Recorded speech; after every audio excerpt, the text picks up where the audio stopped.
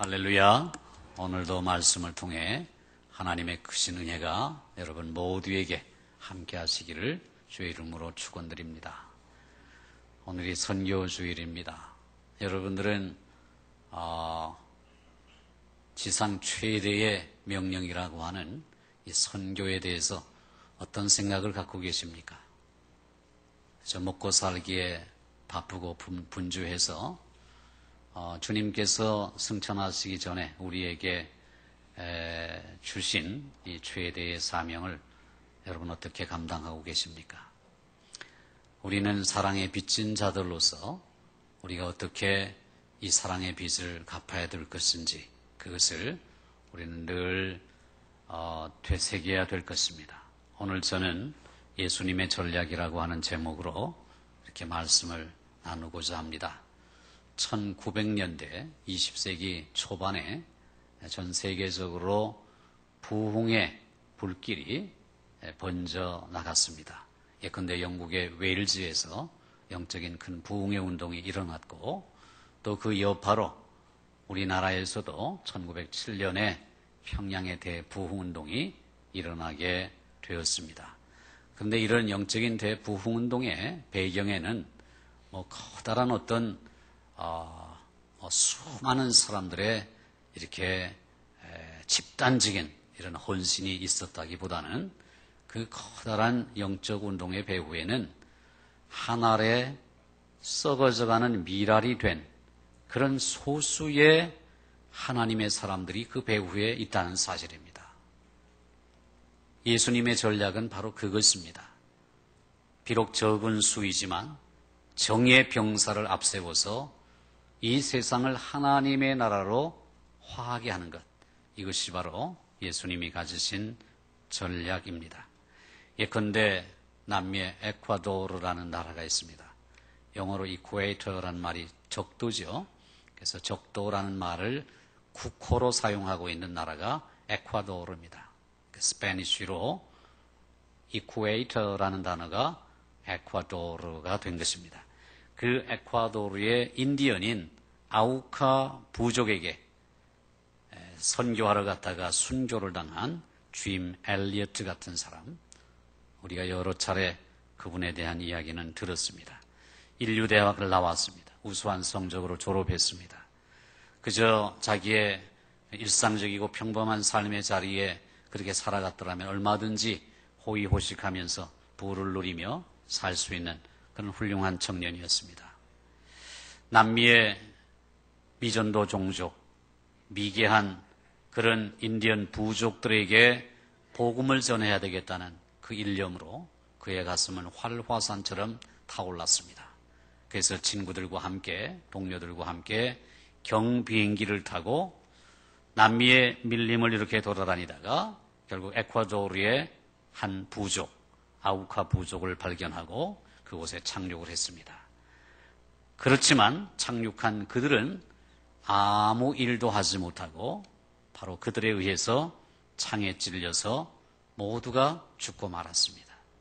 참으로 허망하기 짝이 없는 죽음이었습니다. 그들이 무언가 복음을 전하기도 전에 그 땅에 떨어지자마자 그만 창에 찔려서 5명이 한꺼번에 희생되는 그런 참 비극을 초래하게 되었습니다. 참 헛되지 않았는가? 얼마나 안타깝습니까? 하나님께서는 왜 그들을 보호해 주지 않았을까? 주의 일 하겠다고 젊음을 바쳤는데 그때 희생당한 짐 엘리어트의 나이는 불과 29살에 불과했습니다. 29살. 우리 청년 2부에 갓 들어온 그런 친구들의 나이와 같습니다. 그 젊은이의 가슴에 불이 붙으니까 그 삶을 하나님 앞에 드리기로 작정하고 그렇게 복음을 전하러 들어갔다가 바로 그 자리에서 복음을 전하기도 전에 죽임을 당했죠. 그 짐 엘리어트가 남긴 일기장에 그가 남긴 유명한 어록이 남아 있습니다. 여러분이 여러 차례 들었던 것인데요. 영원한 것을 얻고자 영원할 수 없는 것을 버리는 자는 바보가 아니다. 이런 유명한 말을 남겼습니다. 영원한 것을 얻고자 영원할 수 없는 것을 버리는 자는 바보가 아니다. 이게 짐 엘리어트, 29살의 나이로 순교당한 짐 엘리어트의 말입니다. 사실 그가 이렇게 남겨놓은 어떤 선교의 업적이나 이런 것들은 아무것도 없습니다. 그러나 그가 남긴 그 짤막한 어록들이 젊은이들의 가슴에 불을 댕기고 그 짤막한 어록들로 인해서 수많은 젊은이들이 선교사로 헌신하게 되는 놀라운 역사를 가져오게 됩니다. 우리나라에 온 선교사들 중에도 유명한 의대를 졸업하고 자신들에게 보장된 삶을 뒤로하고 당시에 미개했던 이 조선 땅에 와서 각종 전염병과 풍토병에 대항하면서 살다가 정말 젊은 나이에 20대 초반 혹은 중반 혹은 후반 30대 초반 이런 젊은 나이에 죽어간 선교사들이 참으로 많습니다. 어떻게 보면 그들이 살아남아서 더 많은 좋은 일을 할 수 있었던 사람들인데 어찌 하다가 이 땅까지 와가지고 그 젊은 나이에 이 조선 땅에서 한 알에 썩어져가는 미랄이 되고 만 것일까? 한편으로 생각하면 안쓰럽고 또 다른 한편으로는 이해가 잘 되지도 않습니다. 그러나 분명한 진리는 이것입니다. 그들의 그러한 희생이 있었기 때문에 오늘의 우리의 한국의 기독교가 이렇게 존재하고 있다는 사실입니다. 양화진에 가면 선교사 묘역이 있죠. 거기에 최초로 묻힌 선교사가 헬렌이라는 여자 선교사입니다.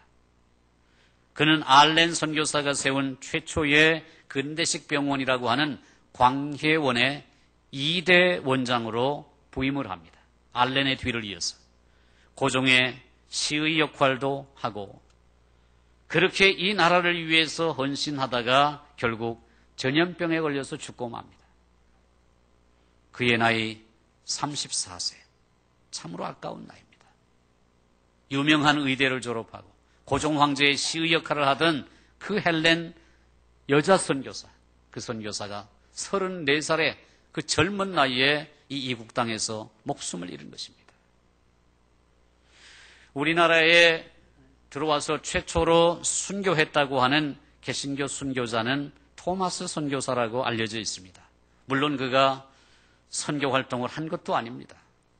그는 그저 제너럴 셔먼호를 타고 평양의 대동강까지 왔다가 배가 불태워지는 바람에 그만 다른 모든 사람들과 함께 죽임을 당했던 사람입니다. 그때 토마스의 나이가 26살. 그 젊은이가 왜 알지도 못하는, 얼굴도 모르는, 전혀 아무런 관계도 없는 우리를 위해서 목숨을 버려야 했겠습니까?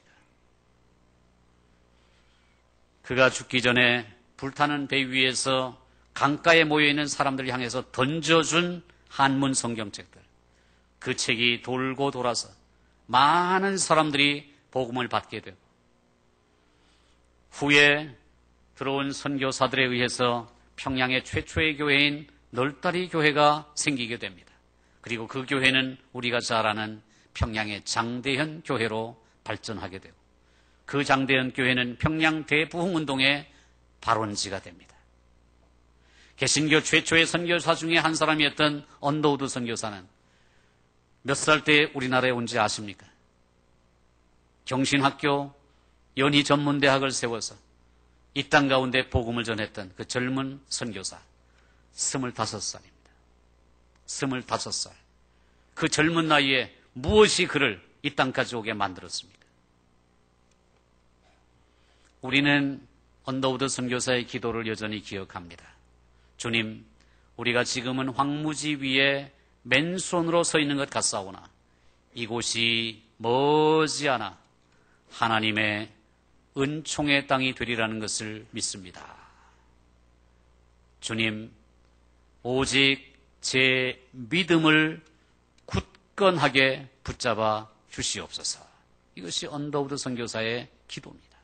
이 기도대로 황무지와 같던 메마른 이 땅이 복음으로 은총의 땅으로 변화됐습니다. 하늘에 썩어져가는 미랄이 있었기에 말입니다. 그렇다면 그렇다면 여러분은 이 일을 위해서 어떻게 헌신하고 계십니까? 그저 우리가 사랑의 빚을 지고 그 빚진 채로 그렇게 살아가시렵니까? 아니면 이 빚을 어떤 방식으로든 갚으시겠습니까? 우리가 꼭 물질로 헌신해야 선교에 헌신하는 것이 아닙니다. 어떤 할머니는 연세가 많으신데 물질도 없어요. 건강도 없어요. 선교에 그런 지식도 없어요. 그런데 이 선교에 내가 동참하리라 생각하고 교회에 부탁을 해가지고 교회가 돕고 있는 선교사님들의 사진을 얻어갔습니다. 사진을. 그래서 그 사진을 자기의 침상에다가 일일이 붙여놓고 그 얼굴을 볼 때마다 사실은 이름도 잘 모르고 성도 잘 모르고 만난 적도 없지만은 그 선교사님들을 위해서 날마다 돌아가면서 기도했습니다. 여러분, 그것이 바로 선교에 동참하는 것입니다. 어떤 사람의 눈에는 너무나 짧은 생의 마감, 허무한 인생을 산 것처럼 보이지만 하나님은 더 큰 일을 위한 초석으로 그들을 사용하셨습니다. 한 알의 밀알이 땅에 떨어져 죽지 아니하면 한 알 그대로 있거니와 죽으면 많은 열매를 맺는다는 하나님의 말씀대로 이 땅 가운데 한 알의 밀알이 되어 썩어져 죽은 사람들로 인해서 오늘 우리가 이렇게 아름답게 신앙생활하고 있는 것입니다. 우리도 한 알의 밀알이 되어서 땅에 떨어져 썩어 많은 열매를 맺는 그런 선교의 사람 다 되시기를 주의 이름으로 축원드립니다. 이 세상을 좀 더 살기 좋은 곳으로 만들려면 어떻게 해야 될까요? 할 일이 너무 많죠. 정치, 경제, 사회, 문화, 예술, 스포츠 모든 영역에 그 왜곡되고 뒤틀리고 혼란하고 그냥 죄악 덩어리인 그것을 어떻게 해야 도무지 변화시킬 수 있는지 도무지 감이 안 잡힙니다. 너무나 광범위하고 너무나 그 악의 세력이 강해서 우리의 힘 가지고는 도무지 어찌할 수 없는 것 같은 그런 생각이 듭니다. 근데 여러분, 대답은 의외로 간단합니다. 내가 다른 사람이 아닌 내가 예수님의 가르침을 진정으로 믿고 다른 사람이 아니라 내가 예수님처럼 살아가면 되는 것입니다. 그게 해답입니다. 예수님께서 승천하신 뒤에 천사장 가브리엘과 나눴을 법한 그런 대화를 한번 상상해 보시기 바랍니다. 예수님 어떻게 되셨나요? 세상을 구원하시려는 주님의 계획이 말입니다. 주님의 그 맡으신 사명을 다 이루시고 세상을 다 구원하셨습니까? 가브리엘이 예수님께 물었습니다. 글쎄다, 그렇다고 할 수도 있고 아니라고 할 수도 있겠지. 나는 30여 년 동안 거룩한 삶의 본을 보여줬단다. 로마 제국의 변방에 사는 많은 유대인들에게 설교도 했고 나는 그들에게 내가 세상 죄를 짊어지고 그들을 위하여 대신 죽었으며 나를 믿는 자는 영원히 살 것이라고 약속을 했지. 그리고 죽은 지 사흘 만에 무덤에서 일어나 나를 따르던 그 무리들에게 내 삶이 온 세상을 구원하기 위한 하나님의 방법임을 보여줬단다. 가브리엘이 놀란 듯이 물었습니다. 그러니까 주님의 말씀은 세상을 구원하겠다고 주님이 세우신 전략이라고 하는 것이 그깟 비천한 어부들, 전직 장녀들, 전직 세리들 이들에게 달려있단 말이군요. 그런 셈이지. 예수님이 대답하셨습니다. 하지만 그들이 실패하면 어쩌죠? 호기심이 커진 가브리엘이 묻습니다. 대책은 있나요? 뾰족한 대책은 없어. 예수님이 나지막이 대답하십니다. 그리고 우리가 오늘날 이 현실을 보듯이 여전히 그다지 뾰족한 대책이 있는 것 같지는 않습니다. 하나님은 이 복음을 전하고 세상을 변화시키기 위해서 하늘에 있는 천군 천사를 사용하지 아니하시고 누추한 저와 여러분과 같은 연약한 인간들을 쓰시기로 작정하셨습니다. 가브리엘이 놀란 것은 이것입니다. 오합지졸과 같은 그런 누더기 인생들이 그러한 중차대한 사명을 과연 감당할 수 있을 것인가? 돈도 없습니다. 교육도 받지 못했습니다. 정치 권력도 없습니다. 하지만 한 가지 소망이 있는 것은 그들은 전심으로 예수님을 사랑하는 사람들.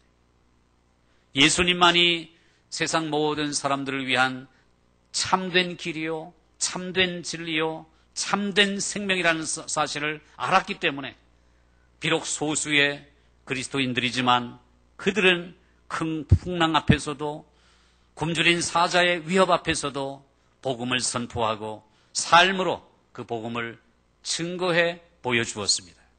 그들이 전한 가르침은 순식간에 요원의 불길처럼 퍼져나갔습니다. 그 무리가 성장하여 300여 년이 지났을 때에 세계 역사에서 가장 강력한 이교 국가라고 할 수 있는 로마 제국을 침몰시켰습니다. 로마 제국이 기독교를 국교로 공인하게 된 것입니다. 시대가 바뀌면서 기독교가 서쪽으로 휩쓸고 지나갑니다. 북쪽으로 러시아로, 서쪽으로 유럽으로, 더 서쪽으로 북미 대륙까지 이 복음이 널리 확장되는 것을 보고 가브리엘은 정말 깜짝 놀랐습니다. 마침내 19세기와 20세기에 들어와 폭발적인 선교 열기로 인해서 기독교 신앙이 아프리카를 휩쓸고 아시아의 곳곳에서 급속도로 확장되는 것을 보고 다시 한번 놀랐습니다.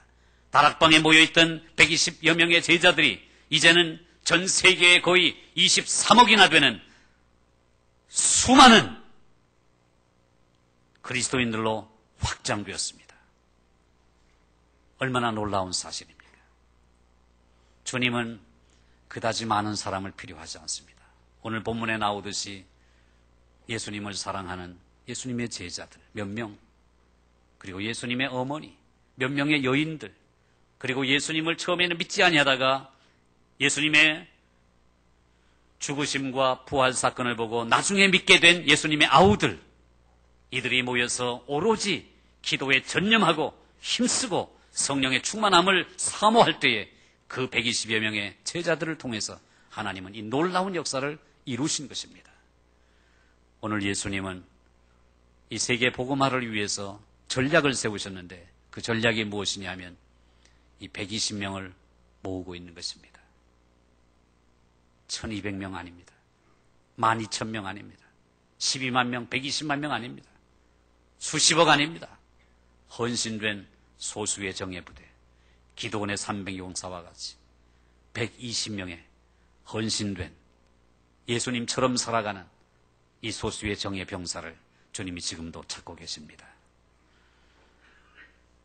기독교는 참으로 놀랍게 확장되어 왔습니다. 이 땅에 1970년대 여의도에서 그 부흥성회가 열렸을 때에 이 땅 가운데 기독교의 큰 부흥의 역사가 일어나는 것을 우리는 압니다. 그 1970년대 전 세계의 기독교인의 숫자는 12억 명밖에 안 됐습니다. 물론 인구도 지금보다 작았죠. 근데 지금 와서 기독교인의 숫자가 23억 명, 10년 뒤에는 26억 명으로 증가할 것으로 예측하고 있습니다. 고무적이게도 선교학자들은 오늘날 헌신된 그리스도인의 숫자가 전 세계 인구 증가보다 두 배나 빠르게 성장하고 있다고 지금 주장하고 있습니다. 얼마나 고무적입니까? 오늘날 기독교는 진정한 의미에서 전 세계적인 종교가 되었습니다. 1900년대에는 전체 그리스도인 가운데 75%가 유럽과 러시아와 북미에 한정되어 있었습니다. 그런데 2000년대가 되면서 제3세계 사람들이 전체 그리스도인들의 60%에 해당됩니다. 얼마나 많이 확장되었습니까? 아프리카, 아시아, 남미에서 정말로 지난 한 세기 동안 불어난 그리스도인의 숫자가 1300%나 됩니다. 별 뾰족한 대책은 없어 라고 말씀했던 그 예수님. 그 예수님께서 가지신 전략은 뭐 별 뾰족한 대책이 아닙니다. 그저 전심을 다해 기도하고 이 선교에 동참하고자 하는 120명의 정예부대만 있으면 전 세계를 이렇게 복음화하는 이 일에 하나님께서 마음껏 사용하실 수 있다는 것입니다. 이와 같은 예수님의 전략, 거기에 여러분들이 동참하시기를 주의 이름으로 축원드립니다. 가브리엘 천사장은 21세기를 바라보면서 생각했던 것보다는 희망이 많다는 사실을 발견하게 되었습니다. 우리가 살고 있는 지구의 상황은 19세기보다 20세기가, 20세기보다는 21세기가 더 나아졌습니다. 그리고 더 나아질 것으로 예상됩니다. 지난 세기에는 전 세계 인구의 거의 절반가량이 기독교의 가장 심각한 위협이었던 마르크스주의, 즉 공산주의 같은 억압적인 정부 밑에서 살았습니다. 하지만 무신론적인 공산주의는 결국 붕괴되고 말았고 오늘날 대부분의 나라는 적어도 명목상으로는 민주주의의 이상을 받아들이고 있습니다. 그것은 복음을 전하고 그리스도인으로 살아갈 수 있는 자유가 점점 더 널리 확장되어 가고 있다는 사실을 의미하는 것입니다. 그런데 한편 우리는 불안한 마음을 금치 않을 수가 없습니다. 왜 그렇습니까? 예수님께서 승천하신 후에 수세기 동안 많은 사람들이 예수님의 가르침대로 살지 않으면서도 그리스도인이라 자처했기 때문입니다. 오늘날도 이름만 걸어놓은 명목상의 그리스도인들이 너무나 많습니다. 또 교회에서 신앙생활하며 그리스도인이라고 하면서도 예수님의 가르침대로 살아가지 않는 그런 그리스도인들이 너무너무 많습니다. 다른 얘기할 필요 없습니다. 바로 우리나라가 그렇습니다. 한국 사회가 그렇습니다. 기독교가 아니라 개독교, 목사가 아니라 먹사. 이것이 바로 세상 사람들이 우리 기독교를 바라보는 시각입니다. 참으로 애통한 마음을 금할 길이 없습니다. 여러분, 역사 속에서도 우리는 그런 예를 많이 찾아볼 수 있습니다. 인류 역사상 가장 비극적인 유대인 대학살이 어떻게 유럽의 한복판에서 일어날 수 있었겠습니까? 유럽이 어떤 곳입니까? 복음이 가장 많이 확산되었던 그야말로 기독교 국가가 아닌 국가를 찾아보기가 힘들 정도로 복음이 팽배했던 그 유럽의 한복판에서 유태인 대학살이 일어났습니다. 뿐만입니까? 후투족과 투치족 사이에 가장 사악한 종족학살, 인종학살이 기독교인이 전체 인구의 80% 이상을 차지하는 르완다에서 일어났습니다. 기독교 국가입니다. 뿐만 아니라 캐톨릭 교도인 크로아티아 사람들과 그리스 정교회 교도인 세르비아 사람들이 서로 학살함으로써 히틀러 이후에 유럽에서 가장 잔혹한 인종적, 민족적, 종족적 야만성을 보여준 사건이 바로 그것입니다. 기독교 국가끼리 말입니다. 미국은 어떻습니까? 미국은 세계 최고의 부강한 나라입니다. 지구상의 어떤 나라보다도 더 기독교적인 나라입니다. 통계상으로 전 국민의 86%가 크리스찬입니다. 거의 50%가 주일마다 교회에 출석합니다. 그러나 기독교가 그들의 개인의 삶에서 어떻게 구현되고 실천되고 있는가를 우리가 살펴보면 경악을 금할 수가 없습니다. 인류 역사상 가장 높은 이혼율을 자랑하는 나라가 미국입니다.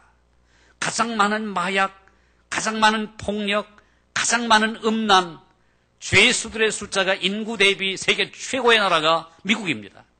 죄수들을 이렇게 수감할 수 있는 감방시설이 날마다 부족합니다. 그것이 바로 미국입니다. 폭력과 마약, 음란, 그것이 미국 사회 전체에 만연되어 있습니다. 많은 정치인들은 겉으로는 그리스도인임을 표방하지만 그들이 내건 정치 강령에는 가난한 자들에 대한 예수님의 관심 따위는 그들의 관심이 아닙니다. 오직 부유한 사람들, 그들을 위한 정책이 있을 뿐입니다. 우리나라는 어떻습니까? 개신교 860만 명, 천주교 510만 명, 합해서 1400만 명으로 기독교인의 통계가 나오고 있습니다. 1400만 명이면 우리나라 전체 인구의 7분의 2에 해당됩니다. 7명 중에 2명이 예수 믿는 사람들. 약 150년의 선교 역사를 갖고 있는 우리나라는 이 짧은 선교 역사에 비해서 정말 괄목할 만한 성장을 이루었습니다. 그런데 오늘날 사회에서 인식하고 있는 이 기독교, 마딜은 소금이 되어서 길거리에 버려져서 사람들이 밟고 다닌 그런 신세가 되고 말았습니다. 이런 사회 속에서 이 세상을 구원하시려는 예수님의 전략은 정말 유효한 것인가? 현재의 모습을 바라보면 확신할 수가 없습니다. 그리스도인이라 불리는 수많은 사람들이, 주의 종이라 하는 사람들이 세속적인 사람들과 별로 다를 바 없이 살고 있기 때문입니다. 그러나 희망을 잃지 말아야 합니다. 그런 가운데서도 여전히 여기저기에서 최초의 120명과 같은 그런 무리들이 작은 모임을 이루어서 예수님을 삶의 중심으로 모시려는 그런 모습을 보여주고 있습니다. 가브리엘 천사는 하늘에서 이 땅을 이렇게 굽어 살펴보았습니다. 한 사람이 눈에 띄었습니다. 그분은 웨인 고든이라는 목사님입니다. 미국의 시카고 시내에서 가장 가난하고 폭력이 들끓는 그런 어두운 동네의 목사였습니다. 10대 시절에 웨인 고든, 이 목사님은 그 10대 젊은 시절에 예수님을 영접합니다. 그리고 그는 하나님을 바라보며 이렇게 소원합니다. 주님, 저 같은 죄인을 구원해 주심을 감사합니다. 제 인생을 들여 주님이 원하시는 일이라면 무엇이든지 하겠습니다. 그렇게 헌신합니다. 그리고 웨인 고든은 후에 목사가 됩니다. 그리고 시카고의 그 어두운 골목의 뒷골목에서 교회를 개척합니다. 교회를 통해서 마약, 도박, 도둑질, 간음, 폭력, 그것이 난무하는 그 지역사회에 제대로 된 교육이나 제대로 된 직업이나 제대로 된 가정이나 제대로 된 결혼 생활을 누리지 못하는 그 뒷골목의 사람들에게 우주의 창조주 하나님께서 그들을 사랑하시고 그들과 더불어 영원히 살기를 원하신다는 사실을 하나씩 하나씩 가르치기 시작합니다. 하나님께서 웨인 고든 목사님의 믿음과 기도와 수고와 헌신을 보시고 복을 주셔서 그 교회가 날로 성장합니다. 그리고 다인종 교회로 크게 부흥해서 교인들이 힘을 모아 지은 지역 회관은 시카고에서 가장 열악한 동네를 놀랍게 변화시키는 중심지가 되었습니다. 가브리엘은 그 웨인 고든 목사님과 같은 그 사람을 주목해 볼 때 소망이 있구나. 예수님의 전략은 결코 실패하지 않겠구나 하는 확신을 갖게 된 것입니다. 바라기는 우리 청량교회가 그런 교회가 되기를 주의 이름으로 축원합니다. 이 교회를 통해서 하나님이 그렇게 사용하시고 하나님의 나라가 이 지역사회에 확장되어 가기를 소원합니다. 이 일을 위해서 120명의 정예 부대를 하나님께서 기다리고 계시는 것입니다. 여러분 오늘 아침에 이 말씀을 들으시며 어떻게 이 선교에 헌신하시겠습니까? 어떻게 여러분의 삶을 이 선교를 위해서 드리시겠습니까? 최초의 120명. 적은 수 같지만 하나님이 보시기에 충분한 수의 그 그리스도인들이 오늘날도 생겨나게 될 것인가? 나는 과연 그 무리에 들 수 있을 것인가? 사랑하는 성도 여러분, 우리가 하나님의 거룩한 부르심에 응답하여 하나님 앞에 존귀하게 쓰임받기를 주의 이름으로 축원드립니다. 여러분, 다른 뾰족한 대책은 없습니다. 별다른 특이한 전략도 없습니다. 숫자가 적어도 괜찮습니다. 시작은 겨우 120명이었으니까요. 중요한 것은 이것입니다. 나부터 예수님처럼 사는 것입니다. 아무런 대책이 없는 것처럼 보였던 예수님의 전략은 우리가 알지 못하는 사이에 마치 밀가루 반죽 속에 들어간 누룩처럼 번져왔으니까요. 우리도 이렇게 주님 앞에 이 아침에 고백할 수 없겠습니까? 주님, 제 인생을 주님 앞에 드립니다. 주님이 원하시는 일이라면 무엇이든지 하겠습니다. 주님, 영원한 것을 얻고자 영원할 수 없는 것을 버리는 자는 결코 바보가 아님을 믿습니다. 아버지여, 내 생명을 취하소서. 주님의 뜻이라면 제 피를 취하소서. 제 생명, 제 피는 제 것이 아니기에 아끼지 않겠습니다. 주님, 가지소서. 다 가지소서. 주님, 우리가 지금은 황무지 위에 맨손으로 서 있는 것 같사오나 이곳이 머지않아 하나님의 은총의 땅이 되리라는 것을 믿습니다. 주님, 오직 제 믿음을 굳건하게 붙잡아 주시옵소서. 29살의 짐 엘리엇처럼, 25살의 언더우드처럼, 26살의 토마스처럼, 34살의 헬렌처럼 하나님이 부르시는 곳에 우리가 가서 또한 하나님이 부르시는 바로 우리의 삶의 그 자리에서 하나님이 거룩한 부르심에 응답하여 땅에 떨어져 썩어져가는 한 알이 됨으로 말미암아 많은 열매를 맺는 우리의 복된 삶이 되시기를 주의 이름으로 축원드립니다. 우리 함께 기도하시겠습니다.